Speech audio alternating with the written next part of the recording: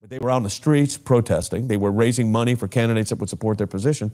So the right to vote that they did not have did not in any way negatively impact their First Amendment right to participate in the electoral process.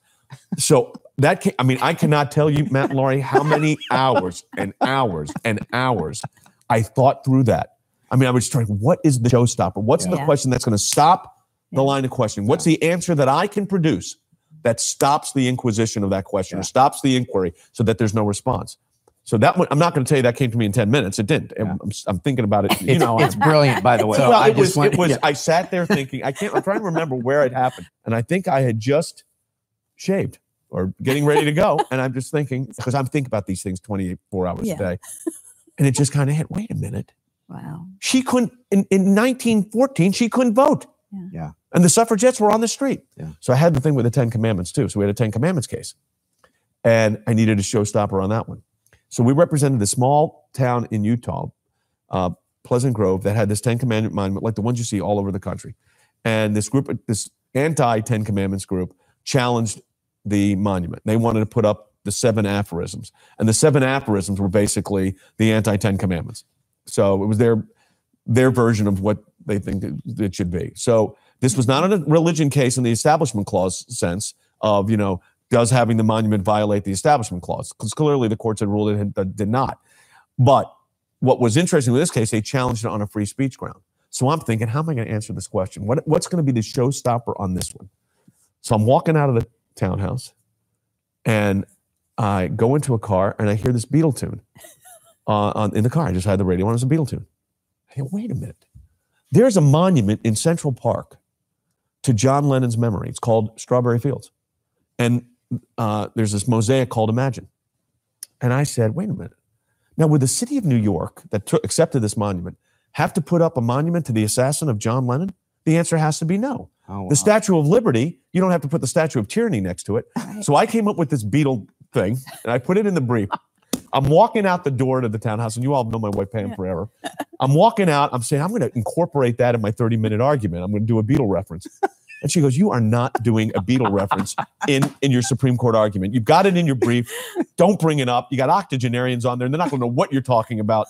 So I didn't bring it up. However, I will say I have the only Supreme Court opinion in U.S. history that has the entire lyrics to the song Imagine in it. Right there. Footnote, I think 9. There it is. So I approached it the same way. I love that. Just trying to, what are they going to ask? What's the opposition going to say about Israel and the Jewish people in Jerusalem? And that's how I approached it. Okay. So let me just, this was my follow-on thing, then I'll get to your thing just real quick. But so I'm going to go Ruth Bader on you. Okay. And say, but if Jews in Jerusalem is the capital and the Jews have the right to it, why is it called Palestine?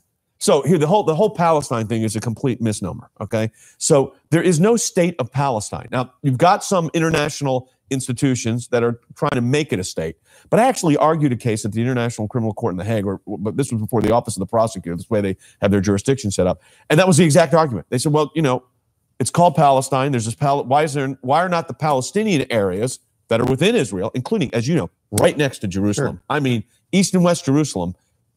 It is, there's no light between the two places. I mean, there's a street, and one side's Jerusalem, the other side's Jerusalem, but this became the issue. One side of our studio in Jerusalem is Jewish. The other side of our studio is, and the line that Moshe Dan drew went right across our property. Yeah, I'm going to tell you an interesting story about that line. So, but before you get to that, so the argument would be there that the fact of the matter is that under law, so this is where you go to the law, people forget that the unified Jerusalem, which happened in the 67 war, the 6-Day War, that under international law, and we have this in the book, once the Arab world attacked Israel and Israel regained East Jerusalem and unified the capital, under international law, so that's my answer to Ruth Bader Ginsburg, the precedent is set under international law that there is no way under international law that the Jewish people and the state of Israel does not have the right to claim that territory. And there's an interesting aspect of that.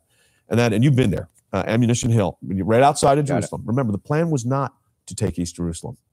The plan originally politically was not, they knew this when this war happened, that would be they thought would be politically, not legally, not militarily, politically difficult, and militarily they were concerned about it. And you sit up on this hill, overlooking the old city. And I mean, it's 2 miles from the old city. And the dust clears, and they realize, the Israeli soldiers and the generals, that East Jerusalem had pretty much been vacated. There was one Jordanian legion of troops, small, that was around the Church of the Holy Sepulchre. That was it. And the order came, which was not what they originally planned, but I believe God planned, without question. And they gave the order and took the wall, took East Jerusalem, and unified the city.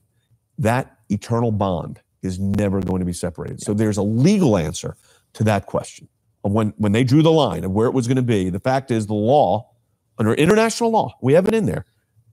At that point, Jerusalem became, again, the unified capital of the Jewish people. Wow. Hmm. You're up, baby. So I'm just an American homemaker, and I'm just getting my children through school, and my husband's working. And why does this matter to me? Yeah. Well, I'm a young, 18, 19, 20-year-old kid just going to school. Yep. Why does this matter? Because Jerusalem has been the flashpoint in world history. There's not a time in world history where there's not been a flashpoint with Jerusalem. You have to understand that history does, unfortunately, tend to repeat itself. So you have to understand the history to, in a sense, be able to rewrite it. And I don't mean that in a sinister way. Is it to put it in its proper perspective. What we did in the book was take that history and show what it really means. So if you're an 18-year-old college student or a 25-year-old with your first child, or an old person like me, with grandpa like me, I should say, Pawpaw, Jerusalem is the flashpoint of world history. You have to, I believe, to be an informed citizen of the United States, you have to, and around the world, frankly, for that matter, you have to understand the significance of Jerusalem. Why is it that one city in one place has garnered so much world attention since we have recorded history? Why is it? Now, I believe it's because of God himself, that God, the Lord, orchestrated in his timing, in his way, for Jerusalem to be that eternal city. Well, that's why they call it the eternal city.